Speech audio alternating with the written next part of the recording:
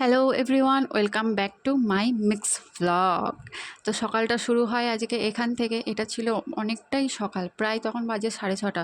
তো আমি জলদি করে রান্না বান্না সব কমপ্লিট করে নিয়ে, আর এদিকে শুধু মাছ ভাজাটা বাকি ছিল। রান্না সেরকম কিছুই করিনি, ওই ডাল ভাত আলু সেদ্ধ আর মাছ ভাজা কমপ্লিট করে ভাইপোকে খাইয়ে দাইয়ে স্কুলে পাঠিয়ে দিলাম।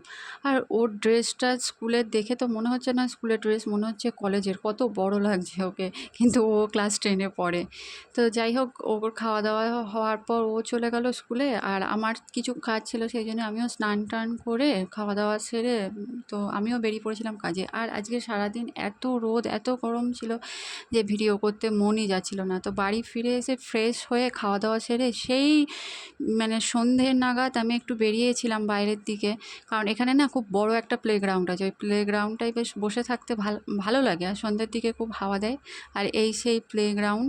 আমি প্রতিদিনই এটা এক পাক হাঁটি, কিন্তু আজকে একদম এনার্জি ছিল না। আমি চুপচাপ গিয়ে বসে ওদের খেলা দেখছিলাম। তো টাটা, আজকে সারাদিন এইভাবেই কেটে গেল।